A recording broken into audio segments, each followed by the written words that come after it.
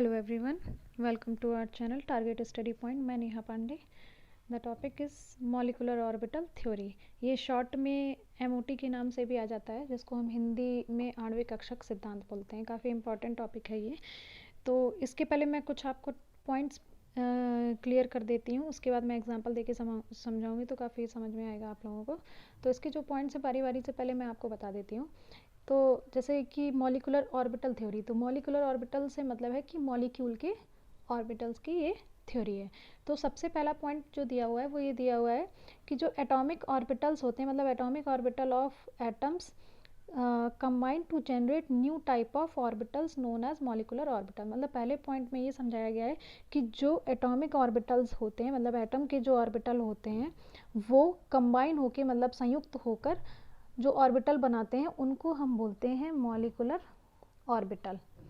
ठीक है. इसके बाद जो सेकंड पॉइंट है वो ये दिया गया है कि जो एटॉमिक ऑर्बिटल्स होते हैं, मतलब the atomic orbitals of comparable energies combine to form an equal number of molecular orbitals. मतलब मॉलिकुलर ऑर्बिटल्स जो होते हैं, एटॉमिक ऑर्बिटल वही ऑर्बिटल से ओवरलैप करते हैं जो सेम एनर्जी के हों. जैसे फॉर एग्जांपल यहाँ दिया हुआ है कि जो 1s ऑर्बिटल होते हैं वो 1s के साथ ही ओवरलैप करेंगे, 2s के साथ में नहीं कर सकते. और जो 2s ऑर्बिटल हैं वो 2s ऑर्बिटल कंबाइन अगर होंगे तो वो 2s के साथ ही कंबाइन हो सकते हैं, 1s के साथ में नहीं.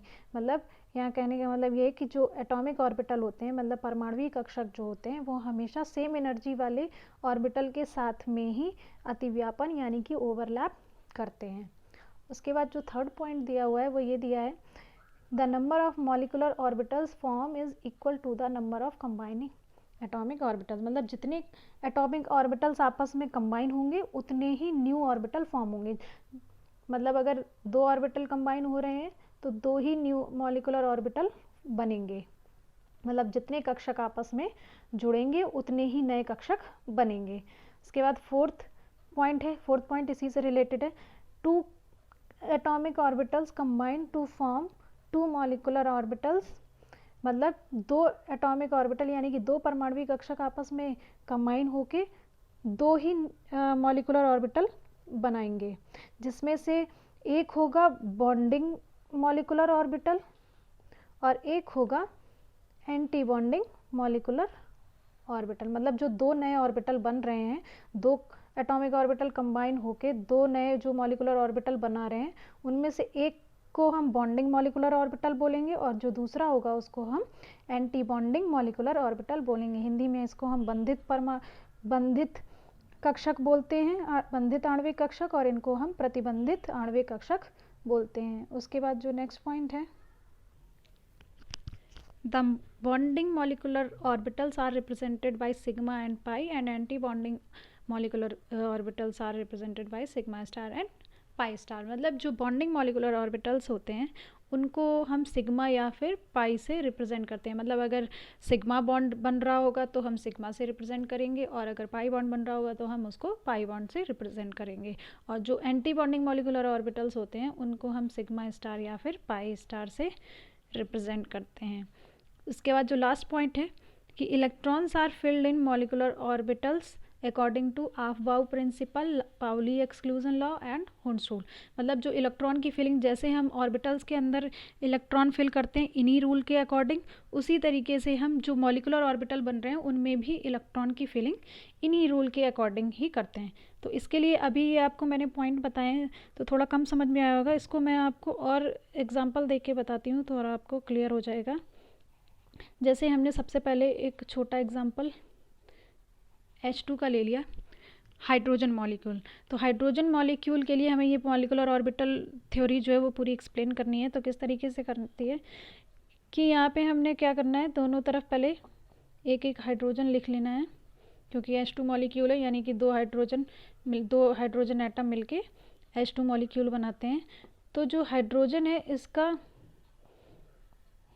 एटॉमिक नंबर 1 होता है, जिसका इलेक्ट्रॉनिक कॉन्फ़िगरेशन 1s1 होता है.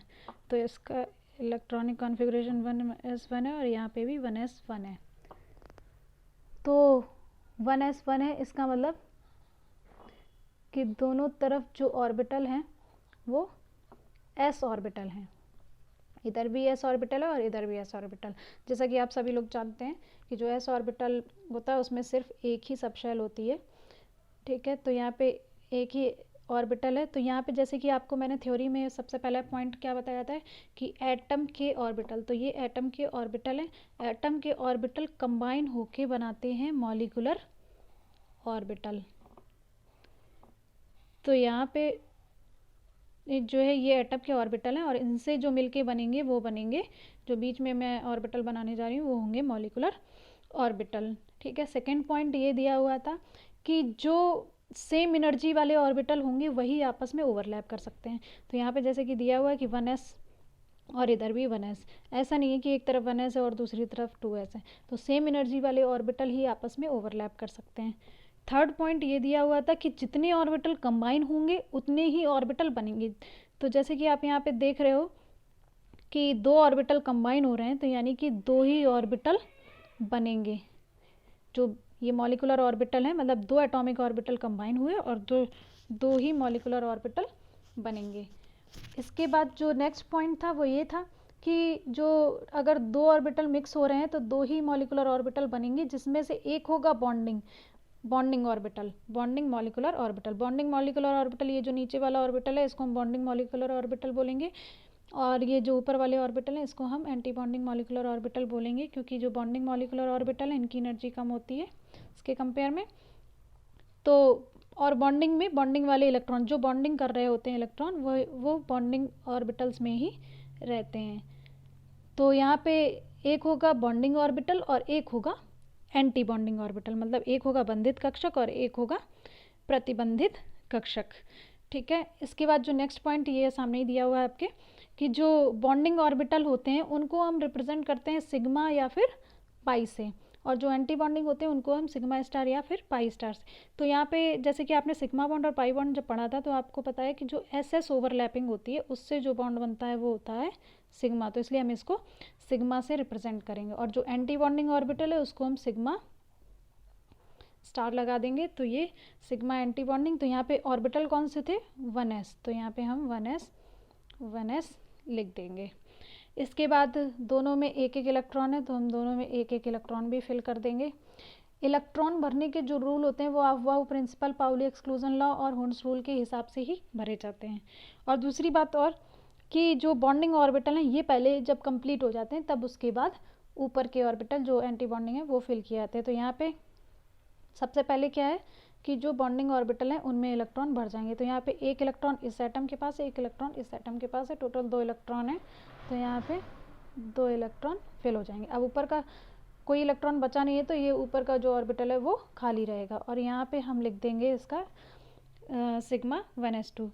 ये जो इलेक्ट्रॉनिक कॉन्फ़िगरेशन था वो हाइड्रोजन एटम का था इलेक्ट्रॉनिक कॉन्फ़िगरेशन। इसके बाद हमें लिखना है, अगर हमें H2 मॉलिक्यूल का इलेक्ट्रॉनिक कॉन्फ़िगरेशन लिखना है तो उसके लिए हम इलेक्ट्रॉनिक कॉन्फ़िगरेशन क्या लिखेंगे,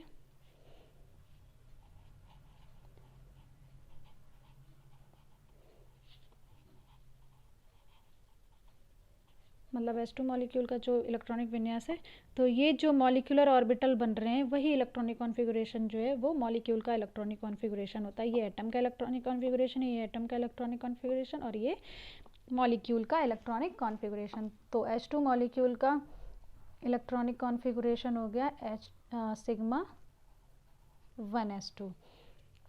तो ये सिग्मा 1s2 जो है ये इसका इलेक्ट्रॉनिक कॉन्फ़िगरेशन हो गया। ये जो डायग्राम बना हुआ है इसको हम एनर्जी लेवल डायग्राम भी बोलते हैं, ऊर्जा स्तर संरचना। ये तब तक कंप्लीट नहीं मानी जाती जब तक हम इसका बॉन्ड ऑर्डर नहीं निकालते हैं। तो कोई भी बॉन्ड ऑर्डर मतलब आबंध कोटि, जिसके बारे में भी मैं अभी थोड़ा और डिटेल में बता दूंगी आपको। बॉन्ड ऑर्डर का से हमें पता चलता है कि उस मॉलिक्यूल में कितने बॉन्ड हैं, सिंगल है या डबल है या फिर ट्रिपल बॉन्ड है। तो बॉन्ड ऑर्डर का फॉर्मूला होता है 1/2 NB माइनस Na। यहाँ पे NB जो है वो नंबर ऑफ बॉन्डिंग इलेक्ट्रॉन्स हैं, मतलब जो बॉन्डिंग ऑर्बिटल में इलेक्ट्रॉन्स हैं उनके नंबर्स, उनकी संख्या, और Na मतलब जो एंटी बॉन्डिंग कक्षक हैं, जो एंटी बॉन्डिंग ऑर्बिटल्स हैं उनमें इलेक्ट्रॉन के नंबर। तो यहाँ पे आप चाहे तो यहाँ डायग्राम से भी काउंट कर सकते हैं कि जैसे यहाँ पे यह दिए हुए हैं कि जो NB है वो 2 है, या फिर यहाँ इलेक्ट्रॉनिक कॉन्फ़िगरेशन से भी काउंट कर सकते हैं कि यहाँ पे सिग्मा 1s2 दिया हुआ है, यानी कि इस पे 2 इलेक्ट्रॉन है NB और Na ऊपर खाली है 0। ठीक है, तो यहाँ पे आ जाएगा 1 शो करता है कि जो H2 मॉलिक्यूल है उसमें सिंगल बॉन्ड होता है। तो ये एक डायग्राम से ही आपको सारे थ्योरी के पूरे पॉइंट मेरे ख्याल से क्लियर हो गए होंगे आप लोगों को। तो इसके बाद मैं आपको ये बॉन्ड ऑर्डर के बारे में और बता देती हूँ, क्योंकि इस कभी कभी 2 नंबर में डेफिनेशन पूछ ली जाती है। तो बॉन्ड ऑर्डर मतलब आबंध कोटि। तो इसकी डेफिनेशन दी हुई है, it is expressed as half of the difference between number of electrons in bonding orbitals and anti bonding orbitals. मतलब जो बॉन्डिंग ऑर्बिटल्स होते हैं बंधित कक्षक और प्रतिबंधित कक्षकों में जो इलेक्ट्रॉन होते हैं उनके डिफरेंस का हाफ को हम बोलते हैं बॉन्ड ऑर्डर, यानी कि आबंध कोटि। यहाँ पे फॉर्मूला भी दिया हुआ है, bond order is equal to 1/2 NB minus Na। तो यहाँ पे जो डेफिनेशन दी हुई है उसी से ये फॉर्मूला दिया हुआ है कि जो नंबर ऑफ बॉन्डिंग इलेक्ट्रॉन्स है और जो number of anti bonding electrons है, मतलब बंधित कक्षकों के इलेक्ट्रॉनों की संख्या और जो प्रतिबंधित कक्षकों के इलेक्ट्रॉनों की संख्या, उनके डिफरेंस मतलब उनके अंतर का आधा जो होता है वो बॉन्ड ऑर्डर यानी कि आबंध कोटि कहलाती है। तो यहाँ पे NB को हम बोलते हैं number of electrons of bonding orbitals और Na को बोलते हैं number of electrons of anti bonding electrons. तो आई होप आपको ये सारे टॉपिक समझ में आ गए होंगे। Thank you for watching this.